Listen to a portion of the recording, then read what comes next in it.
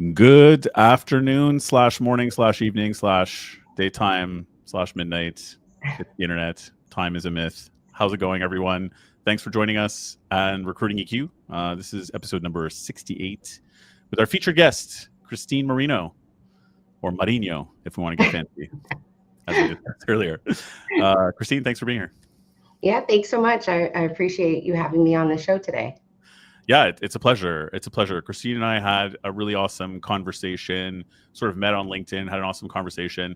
I was thinking about doing this episode in one way, but once I heard your story, Christine, I was like, oh yeah, we got to go down this path. This is awesome. Well, I'm excited. I'm excited to share a little bit about my story. Yes, and excited to get there as well. The episode title I went with in the end was Facing Fears and Resilience, which I think did cover some of it. I only had so many characters, Christine. I'm sorry. I couldn't get it all in. But I think that's some of what we're talking about. Okay, good. Quick disclaimer before we dive in. As per usual, this is being broadcast live on multiple channels. So LinkedIn, Facebook, YouTube, and X. If you are on any of those platforms, please feel free to comment. Send myself or Christine your questions, your comments, and everything. We usually get great participation, and that is lovely. When there's a lull in the conversation, I'll happily read out the comments. We will not name you in the interest of privacy because maybe you're at work and we don't want to get you in trouble. Or maybe there's other reasons too, depending on what you comment. And then there is the fact that we are not on the platform that you are on, right? So you cannot do a sidebar conversation with us and expect to hear it and so on because we are in something else altogether. But please do participate. Can't wait. Okay, disclaimer done. Christine, since our viewers may not know about you, can you maybe give a little bit about yourself and what you do? Sure. My name is Christine Marinho, as you've shared. I am the VP of Marketing for Adecco Canada. I've been in the staffing world, we'll just say over 25 years. Started off as a recruiter and done various roles until I ended up leading marketing for Adecco, which I'm extremely proud of. I'm also an endurance athlete, and to be honest, didn't even think of myself as an athlete, but I have done various marathons, triathlons, and duathlons. So I guess that gives me that label. I'm a well-being ambassador for the organization. Believe that wellness at work is really important to bring your best self and to be able to achieve greatness at work. So happy to share a little bit about that journey with all of you guys today. That's awesome. I love achieve greatness at work. I feel like I've spoken to people in my travels who feel that way, maybe haven't put it that way. But I got to say, particularly in Canada, a little bit in the US, but particularly in Canada, I feel like people are feeling the slump, So I think that people need to hear positivity like that. Not empty positivity either, but like really how you can achieve greatness at work. I'm barely keeping my eyes open, as I think the vibe. There's a lot of things you can do to make work great if you focus on yourself first. So, and cloud the noise, lower the noise. There's a lot of noise out there that can kind of take you down a bad path. But if you focus on yourself on some great things, I think you can achieve greatness. Yes. And we will talk about some of that today, which is awesome. Christine, you and I were just talking about before we get into that, the wellness journey and your personal story. Speaking of Adecco, I was happy to hear from you that you feel Adecco has done a great job of staying more or less even keel and doing well through all of these crazy topsy-turvy ups and downs, which is different from the narrative you hear from even just publicly. Like, I'm not sharing anything confidential here, but the changes that have happened in other giant organizations. Can you tell us a little bit about that? Because that's cool. That's great to hear. Yeah, well, I just think what's really important is that you have a strategy and you stick with it, and you believe in what you're doing. And I think that's the recipe for success at Adecco, is that we have a strategy and we're focused and we have the right people on board. We are a people business, and that's important, is to make sure that you're following and staying the course when you need to. So again, strategy is really important, but you can't jump ship when you have a strategy. You have to be focused and continue down that path. Yeah, 100%. And I think it's like, knowing the fundamentals, I feel from speaking to people out there and being able to rely on them and fall back on them and not get distracted by all the noise. Is that kind of what you're feeling as well? Yeah, I think it's really easy to get caught up in the noise. And sometimes the noise overpowers everything. But if you, like I said, and I think this is personally, professionally, if you focus on what you're trying to achieve, have that vision, and not let the noise get in your way, I think you're able to go stay on the path. And that's really important. I think the noise, we're always going to have noise around us. You have to know how to silence it. Yes, for sure. And I think some of that has to come down to not only knowing the fundamentals of your work, but also knowing yourself and knowing how to show up and how to bring that into the workplace. And that's something we've talked about, at least tried to talk about on this podcast in the past with our wellness panel monthly. But you had to have such a great story, Christine, that I'd love to share that with people here and maybe discuss it a little bit. Can you touch on your personal journey? Yeah, sure. So I shared that I consider myself now an endurance athlete, but that wasn't always the case. Just so you know, I started at Adecco. It's going to be 10 years in August. Congrats. And when I joined, they had a program called Win for Youth. It was the Wellness Wellbeing Ambassador program. And I watched every year as they would select an ambassador to actually do a triathlon. So our organization would sponsor individuals from different countries around the world, and they would gather them together to do an endurance sport. At the time, they had done biking, triathlons, marathons was where it originally started. And I'd watch, and I remember introducing the individuals and thinking, oh my God, I wish I could do that. I wish. It was just, I wish. And I wouldn't apply simply because I was scared. I had a fear. When I was 16, I nearly drowned, actually in the ocean. And I was there, I was in Florida. There was Hurricane Andrew at the time. Oof, okay. And yeah, so this was a real fear. So Jesus, going yeah. in a water and doing a triathlon, like that was, I don't know, didn't sound like I was going to be able to overcome that. Fast forward a bunch of years, introducing an ambassador each year as it was run by the marketing team. In 2019, I decided it was going to be my year. I was going to put myself forward. I was going to apply to be this ambassador, and I was going to do it. I wasn't going to let fear hold me back. I don't know what came over me. Yeah, I was going to ask. We can get everybody, into that. Yeah, exactly. maybe just thinking it's my time. But I put my foot forward and I applied. There was a whole application process. I got selected. It was 2 individuals from Canada. I was so excited. Awesome. And then we got COVID. Oh, yeah. COVID put a wrench in that plan and said, not your time yet, Christine. You got to wait. And I thought, oh God, like I just gave myself the go ahead. I was going to do it. I hired a coach to learn how to swim. And the plan wasn't going to happen that year, but I didn't stop. So we did get the go ahead in 2021 to be able to do the triathlon. I hired a coach. I learned how to swim. I went to Lanzarote, Spain. So just so you know, this wasn't in a lake. This was going back into the ocean where I had a real fear and doing a triathlon. I actually got there the week. So we were allowed to come 1 week early, get familiar with the environment, test out the bikes, go in the ocean. I had a full-on panic attack the first time I went in the ocean and thought, there's no way. I saw everyone swimming fast. I saw me and it just, I thought, oh my gosh, how am I going to do this? What was I thinking?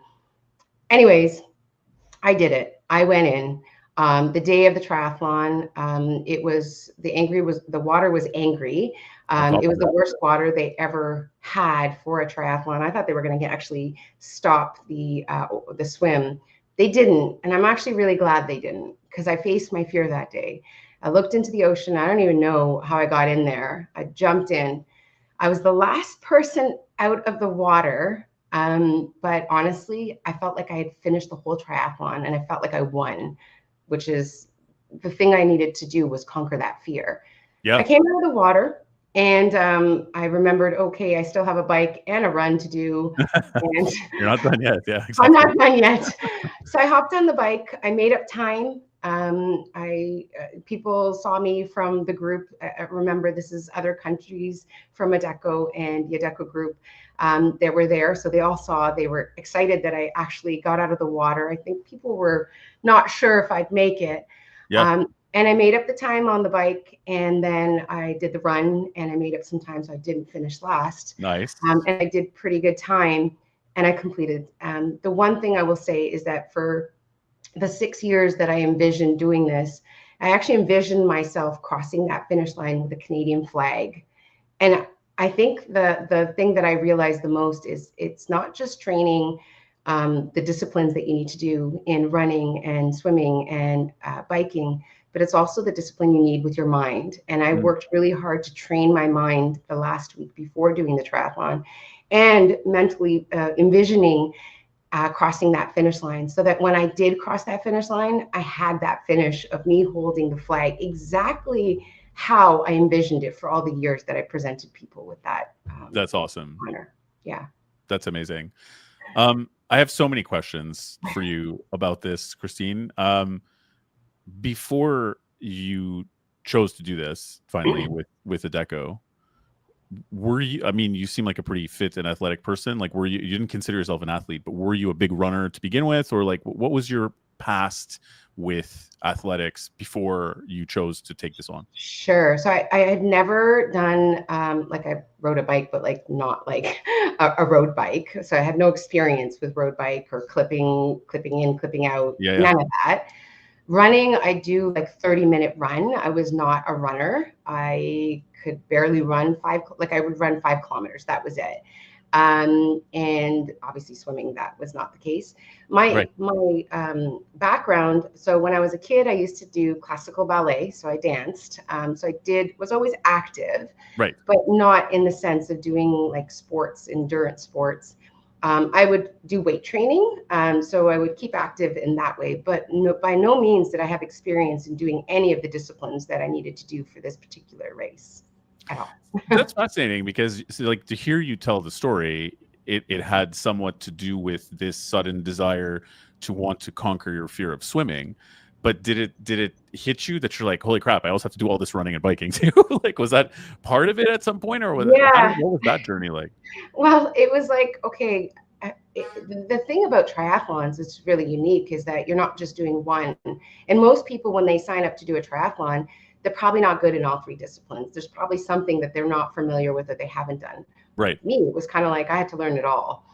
So I had to buy a bike, a road bike, learn how to clip in, clip out, ride long distances.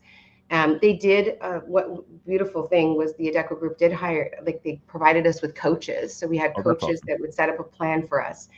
And that's where I discovered how important a plan really is. You think, oh my God, I have to do all these things. It's really, you have to set the time to do different disciplines at different times. And then there's times where you have to do them together. And it all comes to work. And there was one part that I remembered clearly. I was like, oh my God, I got to run really fast. I was thinking that I got to keep on running fast so I can get faster. It's not it. You actually have to go slow to go fast. You have to build the endurance. So sometimes it doesn't even make sense, the training. You're thinking, how's this going to work? Like, I'm only running this distance, 30 minutes, how am I going to do all of this? How am I going to be able to? And the thing is, and they say it all the time, is trust the plan. And sometimes you have to go slow to go fast. And it really is true. And I think some of those lessons I learned, I really transfer over into business, and it's helped me become a much better leader because of it. And I've also realized that the other thing that I was able to do was take care of myself. So I was actually probably getting in the best shape of my life, but also feeling great and having so much energy that I'm able to come into work with a better mindset as well. So many great things that came out of that whole experience, that it's just fueled who I am now. It's changed me as a person, as a leader. I really believe that moment in time changed who I became and who I'm moving towards. So it's just an amazing thing. I'm grateful for the Adecco group to give me this opportunity to do this.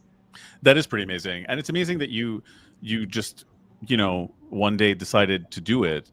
And yes, it was fueled by your fear of trying to get over your fear of swimming, which makes sense. For somehow I blanked on the fact that it was like not only Florida but during like Hurricane Andrew, because that's intense sounding. Mhm. And I mean, I think a lot of people have something that is a fear or some sort of personal trauma, whether it's on their radar or not, and it's sort of buried, that has in some way informed what they do or do not do, or how they view themselves. Um, was this something that was very much on your radar? Like, do you feel like it kept coming up and it's just kind of like, oh, people are asking me to do this swimming thing and I don't want to do it? Or like, was it constantly there, or was it just sort of in the background and then suddenly you're like, I need to do this? Like, how did it play out prior? I think for me, it was like we ran the program. So the Win for Youth program was kind of run by the marketing team. So every time I would Right. kind of have to help select this person, and I'd get to like hear their story and hear why they want to do it. And it became this amazing thing that I was just jealous. I was like, oh my God, like they're so brave. And Right. I thought every year I was like reading and thinking, oh, like honestly, I wish. And I keep on saying I wish, and the fear kept on holding me back. And then one person on my team, I think it was 2018 or 2017, he applied to do it. And I thought, oh my gosh, he's doing it. He was on my team. And I watched him and I supported him. And I was thinking, oh, this is amazing. Look what he's done. And I think it was in my face all the time. But then I discovered, and he put a quote on my desk, and it was basically like a quote just saying like, don't wait for things to pass you by. Like the Yeah. time, Yeah. is never going to be right. And that was like, he left that on that desk because he knew I wanted to do it. And it's in my office. It will always be pinned to my office. But that moment was like, why not me? And why am I letting fear hold me back? I think we let there's great things that happen on the other side of fear. And I know that's like a cliche, everyone says it, but it really is true. I think sometimes when you are scared of something, it's because something amazing can happen right after if you do it. Yep. And I discovered that. And I think I live by that now. If I'm scared, it's usually a good sign that try it, keep going. And that's kind of what led me to doing, I've done three marathons. I'm That's amazing. achieving to do the 6 world majors. I'm doing the Berlin Marathon um, in um, in September. So I'm doing the Berlin Marathon, which will be my third star. And I've done 5 half marathons, 4 duathlons, 2 Jesus. triathlons.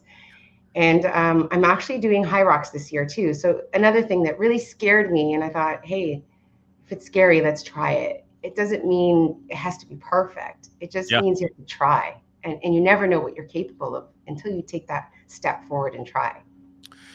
It's funny. We had an episode of this show just a little while ago where it was an entrepreneur who was saying that he was a serial entrepreneur since he was a kid, and he kept moving around the globe, and people were saying like, "What are you running from? From moving away, kind of thing." And he was like, "I don't feel like I am running from anything." And he saw a psychotherapist at some point, I believe it was, who said to him something along the lines of, "That's a quality of people who are successful in entrepreneurship, is wanting to feel lost. Like you have to figure everything out. There's a certain like leaning into that. I'm Mhm. uncomfortable. I'm out of my comfort zone. I need to figure it all out." Is it that kind of thing now that you've done multiple of these, like the desire to go somewhere where it's like, hey, this might be new and a bit scary for me? Yeah, I think actually it is all about the challenge and feeling like, oh my God, like, this is scary. Let me try something new. I actually hired a coach this year for the Berlin Marathon because I wanted to actually do better. So it's not, I'm not, I think anyone who runs a marathon is amazing. I Yeah, don't think it's for about sure. time. I think it's incredible. But for me, there's a goal I have in mind, and I'd like to do the 6 world majors. And if one of them is Boston, and Boston is not an easy one to qualify for. And if I'm able to qualify, that would be amazing. But that means I have to increase my time. Right. So I'm doing really hard things. And I think doing hard things is what makes it fun. It challenges me to be better. So, yeah. That's awesome. There's a fun comment here that's come in, which is someone presumably from Adecco, I'm guessing, who's saying, "We Melissa, still see it yeah. in Christine's office," the quote that you have up, which is great. Yeah, I have it pinned on my board. Yeah, It's been there ever since I was given that quote. So, yeah. that's awesome. Yeah, the comments in this case acting as a fact checker. Christine is not BSing us. It's truly there. Um, that's amazing. And I think, and again, please don't take this the wrong way too, but it's like you got into learning these skills later on, like not in your 20s either. Do you know what I'm saying? Like, No. and it comes to me often too, where I talk to a lot of people who I was used to be in the music business, right, and I'm not anymore. So I have a lot of older music friends who've now done something else because very famously the music business is not a great place to make money anymore. Um, and so they're doing other things, and everyone's just kind of like aches and pains, like, oh, once you hit 40, it's all downhill, and they're all just like like they're facing the grave already, and they're figuring their body is just going to fail them forever. And I'm like, what the hell, like, already? So personally, I've gone in the other direction too. I'm not a marathon runner by any stretch, but I'm trying to drastically up my exercise level with a trainer and so on. And I'm finding that I feel like that defeatist thinking is part of the problem. Like, is this a stigma that you also see, and how do you feel about all that? Yeah, 100%. So just to put in perspective, when I learned how to swim, I was 45. So most people would think, like, how do you rewire your brain to learn to do that? It's hard. Right. It's not easy. It is really tough. But it's possible. I think personally, anything you believe you can do, you can do. If you tell yourself you can't do something, you've already lost. You're not doing it because you've told your brain that you can't do it. So it's not going to allow yourself to be able to do that. I just turned 50 and I'm still doing marathons. I mean, it's not easy, but that doesn't, I mean, age is, I do think that there's some times in life where you, unfortunately, there's real pains that don't allow you to do certain things. But sure, as long as I am able to, and I can, I will. But I also do think that sometimes we use age as a crutch and we limit ourselves in our capabilities when we're able to do more than we even think that is possible. I think, like I said, I think the power of the mind is really important. I as I mentioned with the triathlon, one of the things I didn't realize and how important it is to train your mind, how you talk to yourself, how you, meditate. Like, the things that you say to yourself, you will believe. You register it in the back of your head. So if you're telling yourself, I'm not good enough, or I can't do this, you're gonna, that is what you're gonna believe. But if you tell yourself, I'm capable, I can do this. There's many times in a marathon at the end, I'm like, I'm capable, I can do this. I'm running and I'm thinking, oh my God, this, I'm ready to die at that point. But your mind gives up before your body does. And your body will give up because your mind is telling it to. So what's really important is how you talk to yourself. And if you think about that in business and everything in your life, there's times where you feel like, oh my God, I can't do this anymore. You can't do it because you're telling yourself you can't do it. But if you tell yourself, I got this, I'm going to do this, you're going to be able to do it. More chance that you'll be able to do it than you would if you told yourself you couldn't, right? Yeah, I feel like there's a lot of people who talk themselves out of things that they perceive to be difficult. And I don't mean this to come off the wrong way. Like, obviously there are obstacles in life. Yes, things have gotten more expensive. Yes, it's harder to be financially solvent in a place like Toronto where it's expensive. I live that every day. I live on Queen West and whatever else. So there's challenges. There are real challenges. So I want to just make sure that people don't take this, that I'm saying that there aren't real challenges. But I feel that there's often like a wall that goes up when I'm suggesting to potential candidates options which are outside of their comfort zone, but could be an interesting next step. It's almost like they can't picture themselves as that person yet. And there's sort of a fear. It's like it's a different version of themselves than what they've pictured. And they're almost kind of holding themselves back for something that, to me, or even employers, can see like, you have all the potential to do this and change your life. But I think on the candidate side, I don't know how you feel about this, Christine, but it's almost like you need to become that different person to do that different thing. And you can't just stay the same forever and do these different things. I think we have to evolve. And I think sometimes we all have a little bit of imposter syndrome that creeps up. And we think that we're not good enough. We can't do this. It's not possible, or it's not for me. I think that people have to believe in themselves a little bit more. I think it's okay to try new things. It doesn't mean you have to do it forever. You try new things, you gain skills. I also think that there's a lot of beauty in trying things that are different. You discover new things that you never knew that you could do, or that that you were capable of. And I always think that there's a lesson that you learn in the things that you do. So, and you can apply those to other opportunities. And I think for candidates, I think you have to be a little bit cast your net a little bit wider, because there are opportunities in different roles that you didn't even think were possible. Sometimes it's a stepping stone into an organization that maybe has the job that you want in there. Yeah. Maybe I'll even just share when I first started Sure, please. at another staffing company. I finished school.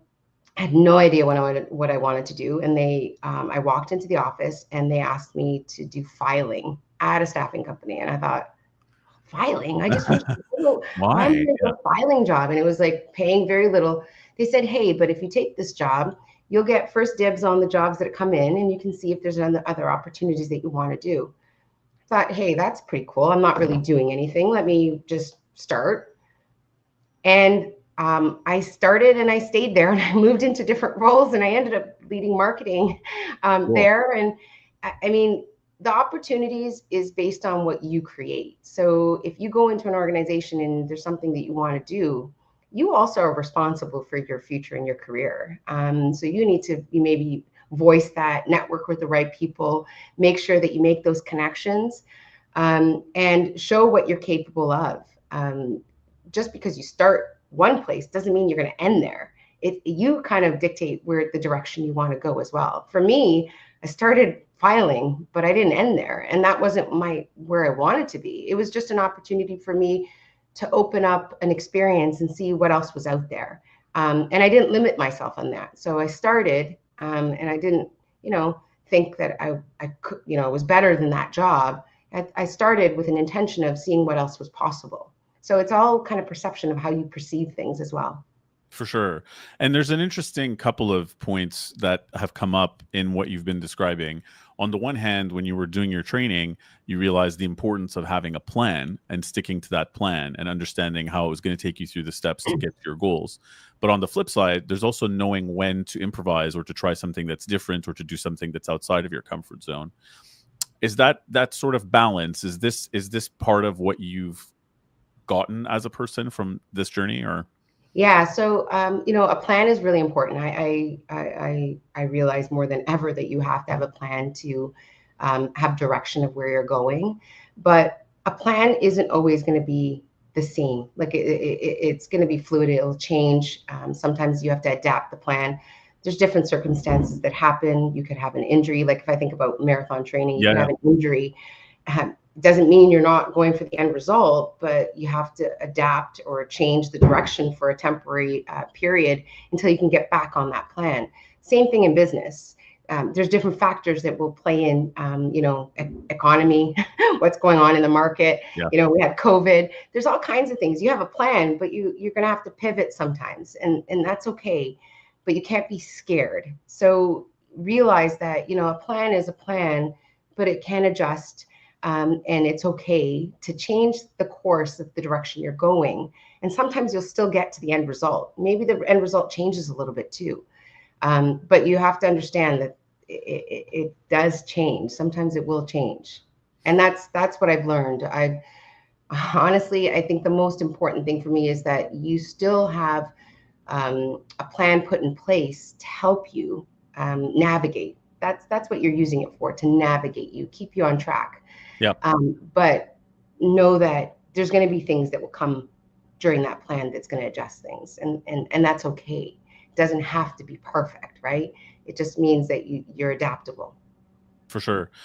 For myself, I mean, obviously I'm not an athlete, but I am. I used to be in the music business, right? And in some cases that meant not only playing multiple different instruments that I got pretty good at, but knowing how to record them, what effects to use, how to arrange things, how to write arrangements for other instruments, what instruments you want in there, composing a song, writing lyrics, recording and producing an album. You do that for 12 songs, and you really pay attention to all the possibilities in all those 12 songs.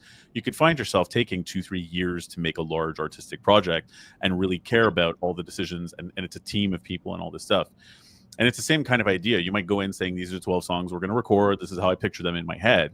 But over the course of 2-3 years, you change your mind. Like you had a plan, but you might be like, you know what, actually it's evolved. And I find you change as a person doing a big project like that over a long period of time with a team or what have you, and you all sort of decide, yeah, actually, we think this is a better direction, because we're different now as songwriters, as whatever else. We change during the process of making the thing over a period of time. Do you feel that I get glimpsed that's possibly similar in what you're describing that you've gotten from endurance Yeah, sports? 100%. You change as a person, and it helps you evolve. But as you go on that path, the people with you change too. So, and you could have new people who work on your team, right? New skills that come on board that all of a sudden now you can do things differently because you have individuals who are able to support that. Those are all real things that happen, and I think it's great. Yeah. I think it's really important to evolve. So don't think that you got to do it the same way all the time. Being in marketing, I think what's a beautiful thing is, and taking this endurance mentality, endurance sport mentality, is that fail is okay. Like, fail is not a bad thing. Right. Fail is actually a good thing. It means you're trying. It means you're trying new things, and sometimes the things are going to work, sometimes they're not. And then what I always say is fail fast, right? Fail fast and try something new and see what works. There's fun in that too, right? You're trying new things and adapting, and along the journey, the people that you're with, they get to be part of that. It's a beautiful thing. Something about that. There's someone we have on this show regularly who keeps using the term play, like try to be playful about it. There's an almost playful error when you talk about failing and failing fast. You have a smile on your face when you say it. I think to a lot of people, that's a big fear already. The fear of failure, even small failures in the workplace. And it's kind of sounding like you're saying that fear is basically limiting them from the evolution that you're talking about. Am I hitting on it here? Yeah, I think what people use, they relate failing as a bad thing, because you're taught in school that if you fail, Yeah. oh, you're not going to advance to the next level and you're going to be held behind. So I think that we've got this perception of failing as being a bad word, right? And I don't think it is. I think failing is just, you've tried. I think it's the way that we've been accustomed to think of it.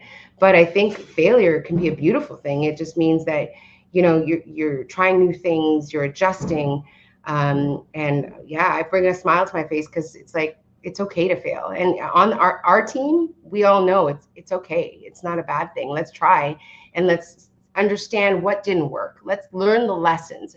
I think failure is that, exactly that, a lesson of what you can or cannot do moving forward. But if you don't look at it that way, it can be scary, and that's why people don't. They're afraid and they don't even try. Yep, 100%. Are there things that you have that have changed about your management style, like you were saying, or the way that you do business, the way that you approach doing business from the endurance sports that you could maybe share, or things that maybe you think the staffing industry or just in general in business that are lacking, that really were like, oh, you know what, after the endurance sports I started doing this, I stopped doing that kind of thing, like, or thinking of things a certain way? How does that feel? Sure. I think what I always say, and I know my team would probably agree on this, is that I think it's really important that people take care of themselves.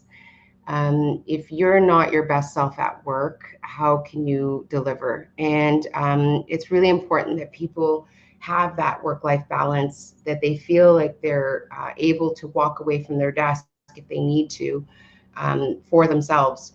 If people aren't taking care of themselves, how can they take care of the business? It's just not possible.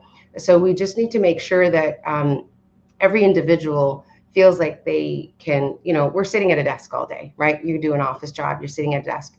If you sit at a desk, we're not made to sit at a desk 24/7 or 8 hours a day straight. It's really important. I mean, I tell the team, if they have a meeting where they're not on camera, go take that meeting, or you're not contributing, go take that meeting, go for a walk while you take that meeting, right? That's Yeah. important. We do have like meditation sessions every once in a while to everybody have like a little bit of time so that they can disconnect from and to reconnect back into work. I think people sometimes think that they will perform better if they just kind of work, work, work, work, work. Right. And that's not the case. You need to disconnect in order to be creative and contribute. It's really important. So when we go on vacation, it's like, take your vacation, log off, enjoy your time. We have everybody on the team who will be able to handle. I trust everyone. Everyone who is hired for their own skill set. And the beauty of marketing is everyone's very unique in what they do. Mm-hmm. And what I would say to business leaders is treat your people with the ability, give them the time they need to take care of themselves. It's really important that individuals feel like they can be their best selves, and then they'll come up and they'll show up for you. I think that that's really important. Awesome. Yeah, a couple of comments that have come in. Love this leader mindset. Getting groomed under Christine has been a blessing. Well, there you go. Lovely. Sam used to work for me, so she doesn't work on my team anymore. So that's really lovely to hear. Oh, that is great.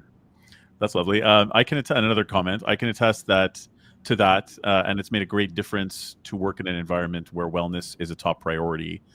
I think that in staffing, in particular, and I'd love your take on this, Christine. I feel like there's almost like a fear of not working all the time or being perceived, especially on like the sales and recruiting end.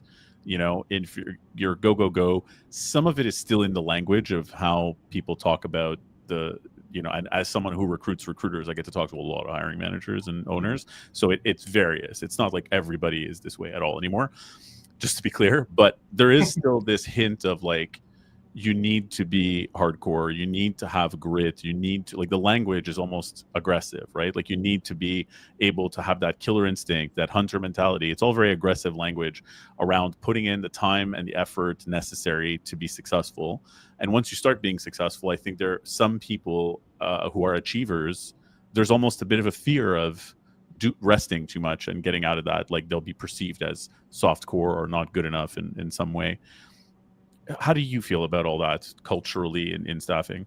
So I do think you got to work hard. I don't disagree with that. I work hard, but I also think that you have to play hard too. So Right. I do think that if you don't take care of yourself or you don't make the time, you're going to get forced to eventually.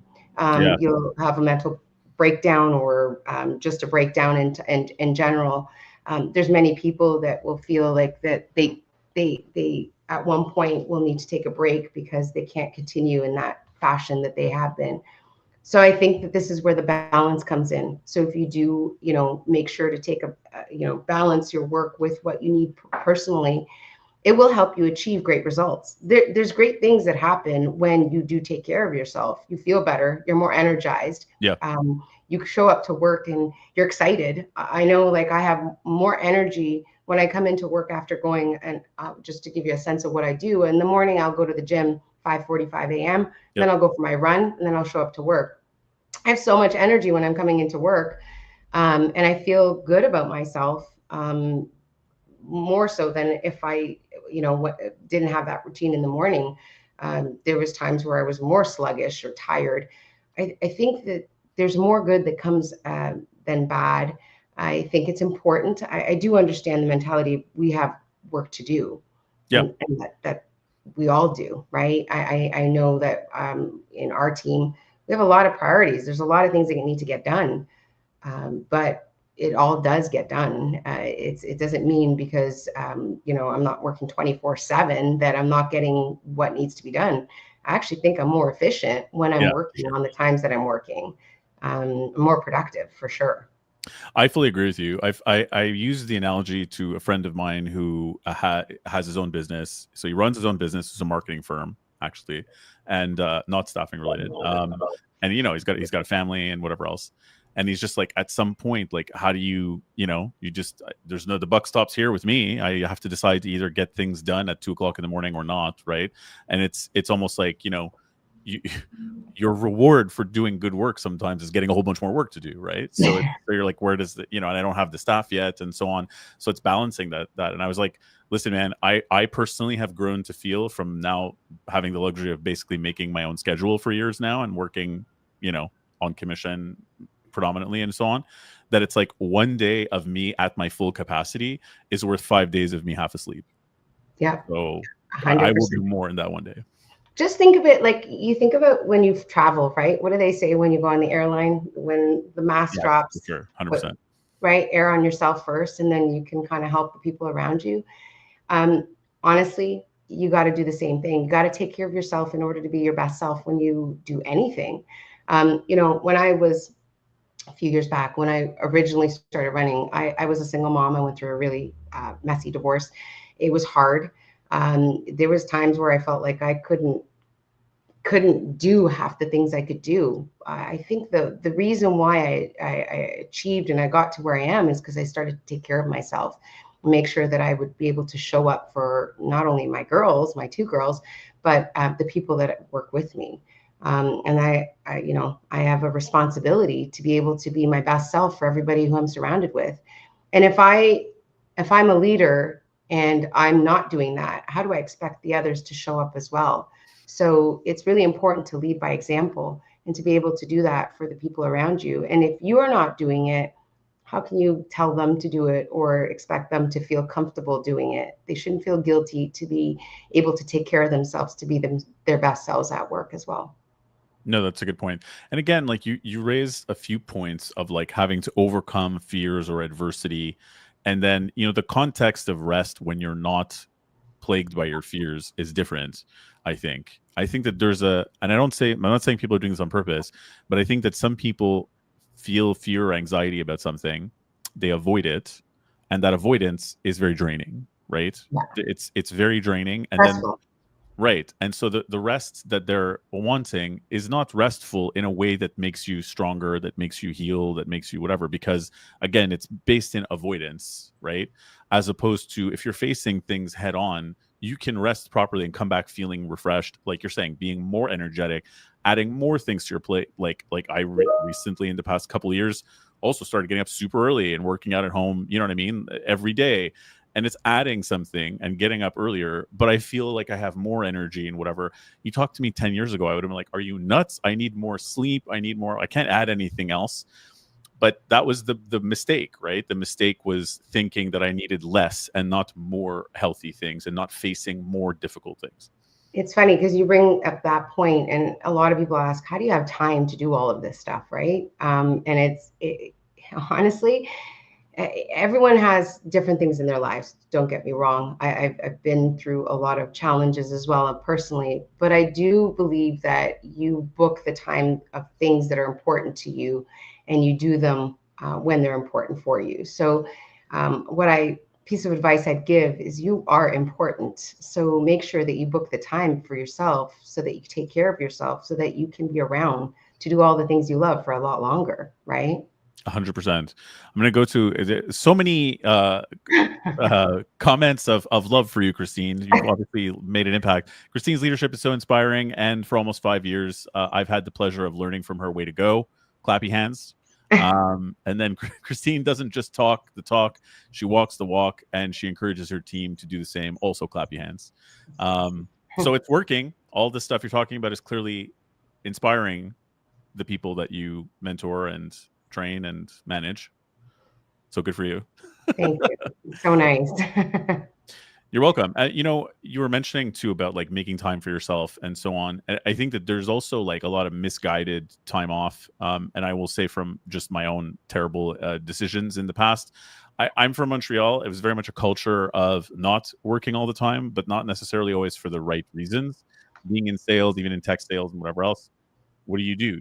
You hit a big deal, you get drinks at lunch with your manager. Like that's the culture, or was the culture in Montreal. Okay, Mhm. what's happening every day after work? Basically, first it starts on Friday, then it's Thursday, then it's 3-4 days a week. What do you do on the weekend? You're drinking. You're drinking. I mean, I'm not saying we're doing hard drugs or anything, but still, the drinking gets more and more frequent, and it becomes part of your sales life. I feel like recruiters, a lot of people have been in similar scenarios. It's client meetings, celebrations. It's always drinking all the time. Then that becomes like your time to celebrate. It becomes your time to, when you have something bad that happens, it becomes your time to, and I mean, we're not talking about the extreme alcoholism that people associate with a problem, but just because you're not calling it a problem doesn't mean you're actually taking care of yourself, or that you're being your best self, or that it isn't, by the time you get to be 44, that it isn't, eating away at you slowly and taking away all of your energy, right? So it's like, where do you find the time and the energy to an extent? It's a year and a half ago I decided to go fully sober and get more serious about working out and stuff. And it's like I have so much more time and energy and desire to do these things. And I'm not saying everybody has to be jet sober 100% of the time, but I also think it's what you're doing in your downtime, not to judge anybody or anything else, but it matters. It just has an impact, you know? Mm-hmm. Honestly, when I started endurance sports, I stopped drinking as well. So I don't, I'm sure. I find that I put too much work in that actually, like the next day, if I were to drink something, I'd feel terrible. Yeah. I'm not performing at my best. So I just don't focus on things that don't help me perform well. So I just take that and I apply that the same thing. I focus on things that are going to help me perform better, whether it's personally or professionally. I always take that into consideration. Doesn't mean I can't go out and celebrate or have fun. No, or exactly. do all the things. I still do, and I love to socialize and network. That we're in a people company business. That's what we do. Yeah. But I'm mindful of what is best for me, and that's okay. And I think what I've noticed it's very trendy right now that people are not drinking as much. Yeah, for sure. In general, they say this generation is really a sober generation, and they're actually more active. They've had huge increases in marathon participation in the last little while. I think a lot more healthy activities are being played into people's lives, which is a good thing. And I'm not saying you need to go run a marathon. Don't get me wrong. If Really? you want We don't have to go on. Let's all go run marathons right now. But I am saying do things that will help you. Go for a Yep. walk. Take a break. Do mindfulness. Meditate. Do yoga. Find the thing that's your thing. You don't have to do what everyone else is doing. Do what's your thing, but find something for yourself that you actually feel fulfilled. That it makes you feel like you've done something good for yourself, and you feel like fulfilled, and you're able to be your best self. Again, it doesn't need to be a marathon or triathlon or these endurance sports, but you do have to do something for you. Yep. Whatever that is. Everybody has something that they can find that they would enjoy, but take that moment for yourself. Whether it's writing in a diary in the morning, journaling, whatever that is, take some moment for yourself. And I think we live in a world where we're so connected by phones, and I mean, you see everything. You're constantly connected, where you don't have any peace. It's very stressful if you think about it, like how much you hear. And that, I think, is the noise. Sometimes disconnect and have like 20 minutes. My mornings, if I have a rest day, I'm going for a walk, and I'm just like kind of listening to a podcast, or just zoning out all the noise.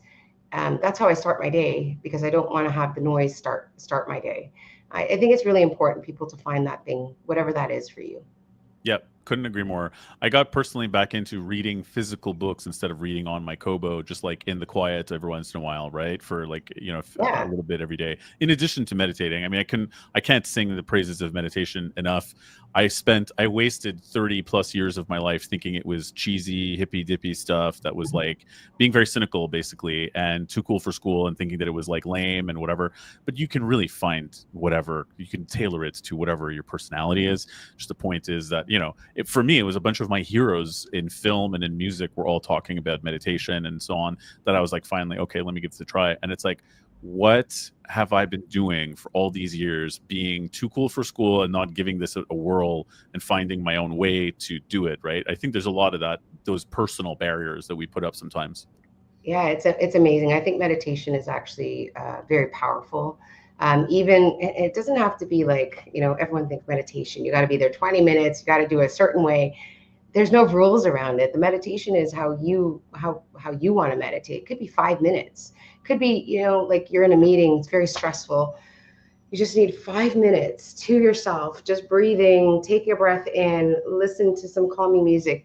That's it. Like that could reset you. Those little habits can make a huge difference in a person's day. I think sometimes we're just so busy. I know I go from meeting to meeting to meeting to meeting. Sometimes I don't even know if I digest one meeting before I go to the next. But Definitely. the beautiful thing of a meditation, you take 5 minutes, is like, okay, I'm going to just center myself again. I'm going to give myself 5 minutes to just be calm and just disconnect. And then you come back and you're in a different mindset. You're not like, all over the place, scattered. It's just a reset. I think everybody sometimes needs a little bit of help to do that. And it just takes 5 minutes to do. It makes a huge difference in your day. Yeah, for sure. Especially once you get a practice together and you realize what it feels like to not just be quiet, but be meditating. To have that place you can go in your mind where you can Yeah, recenter yourself. It takes less time the better you get at it, and yeah, it's huge. There's another thing I wanted to squeeze in here, Christine, yeah, as we sure. get toward the 50-minute mark that you and I were talking about earlier on both our conversations, actually prior to this, which is it's come up in my mind as a fear lately. People, hot topic, obviously, AI tools and doing tasks for you. There's a lot of talk about the big scary problem of what if AI becomes fully, sentient and has its own agenda and destroys us all. Then there's also talk about what happens if it replaces recruitment and will it and all this. But on the personal level, though, I feel like all the things that you've mentioned about doing all of this, like what endurance sports has given to you, doing all this work, how it changes you, the more we depend on AI to do tasks for us, I feel like some of our skills risk becoming trash. Like if you're never writing anything anymore and you're always getting AI to do and you're only editing it, your writing skills over the next couple of years are bound to take a hit. And more than that, they certainly won't get better.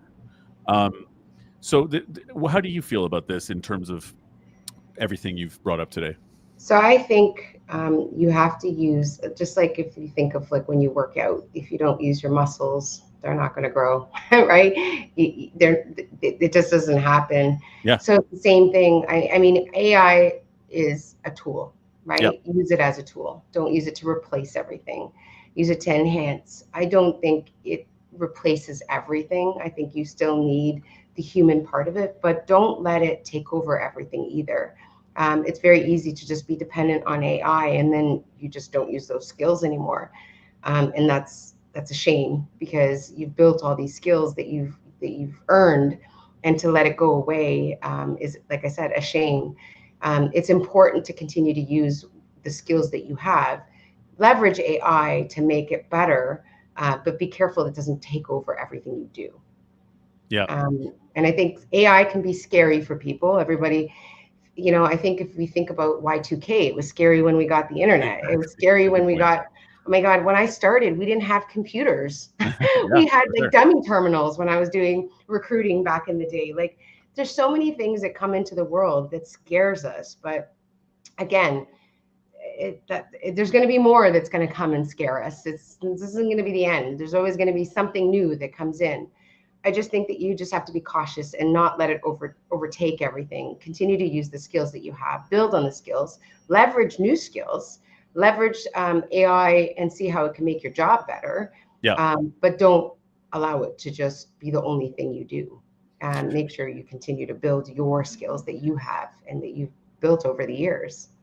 Yeah, like you said earlier, something that I thought was very interesting about on the running side, not just the swimming, having to learn to swim, but on the running side, the temptation is to think I'm going to just run fast all the time in order to get faster, but learning then that you had to build endurance in the right way and run slow. It's counterintuitive, but at the end of the day, you get to be a marathon runner for real. It, So like it's it's it's a worth it. crazy thing. When I look at my plan, there's days where it's like your heart rate has to be below a certain thing.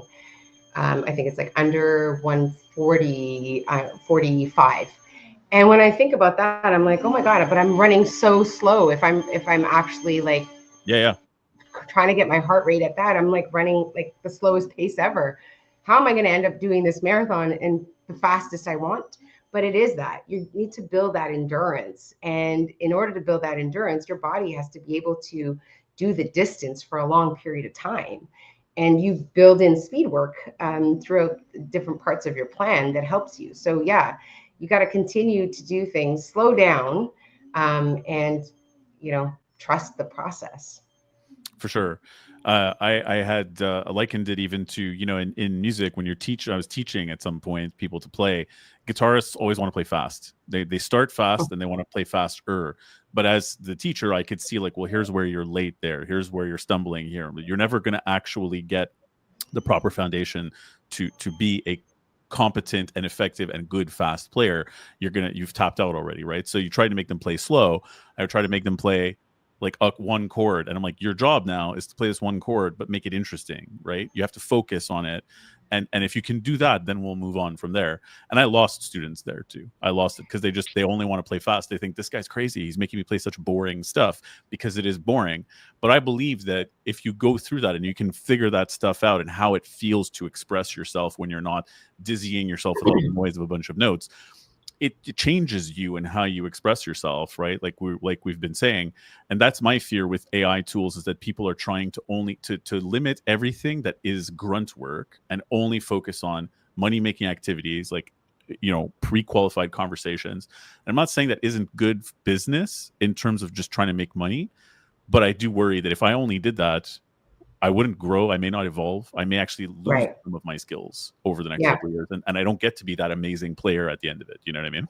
It's funny when you were talking about the musician and you losing people. That's pretty common, right? People want to see instant gratification, Yeah. right? That's what they're looking for, and usually that's not how it works. And if you think about, same with business, you want something like fast, right? And especially in marketing. Marketing, if anything, it's not instant. It takes time. You gotta invest. You gotta, like, it's like um, you know having a plant, right? You got to put the seed in first, and it's got to grow. You got to water it. It takes time. The evolution is not fast, but people are so used to instant gratification that they want it to happen like overnight, and that's not the case. Whether it's professionally or endurance sports or anything, it takes time. It does. And I think this is more relevant than ever in recruitment. The marketing aspect of it, I think, is getting to be where, as an individual, you need to sort of master some level of personal branding and marketing. We were talking about this earlier too, how I forget her name now, unfortunately, but I should have prepared that.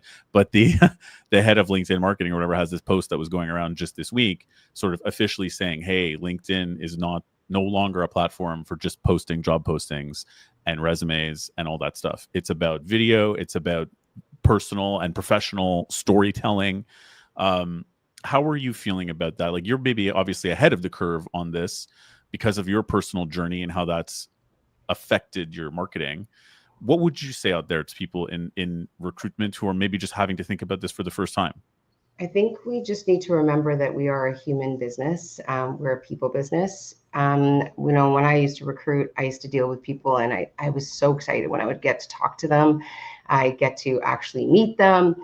We've come so far away from that, where we're just more digital, and we lost that human element. I think that I understand LinkedIn's presence, that they want it to be a little bit more of the storytelling, the human part of it, bring that back. I do believe that we need to remember we're dealing with people, right? And it's important to have that human element in recruitment. This is not just a product. We're dealing with people's lives, what they do. It's real, right?